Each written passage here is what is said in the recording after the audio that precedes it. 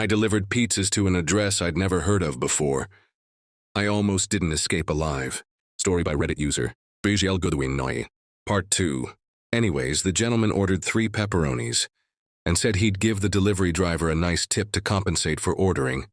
So late me now he did turn back, giving me a sly look, and I thought, where you could always use the extra dough, that getting a few extra bucks would be something you'd jump at. I felt a sudden intense heat, and forced myself not to begin hurling the string of insults at his smug face that I so badly wanted to. When I'd moved back to my hometown with my fiancé to help take care of my sick mother 3 years ago, trying to find a job I could use to pay the bills had been like trying to find a needle. Not just in a haystack, but a damn grain silo. The place had really gone to hell since I'd left in the late 2000s, in large part due to the fact that many of the people my age weren't sticking around to help tend the farms or stores like they had for generations. With the shift of the last 2 decades, they had instead left for the cities, leading to many farms to fall into foreclosure, and businesses in town to either economize or flat out close up.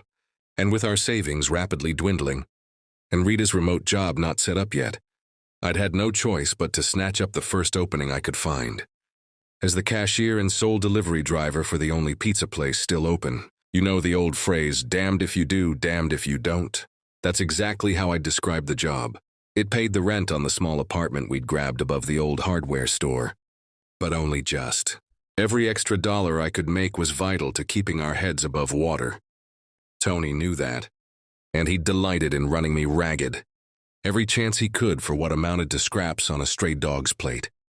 And I seriously hate the son of a bitch for it. I glared at the man for another moment, then let out a resigned sigh. He had me by the short hairs and knew it.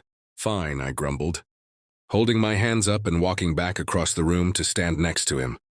A smirk crossed his face and he patted me on the shoulder, handing me the notepad as he walked past me. Just deliver these and you can head straight home afterwards. You can bring the money in with you in the morning. And hey, I'll even be a nice guy and make these 2 myself. Real kind of you. I thought bitterly but held my tongue. Instead, I looked down at the paper, silently reading out the order before, lowering my eyes to the address that had been given, and felt a slight pang of surprise shoot through me.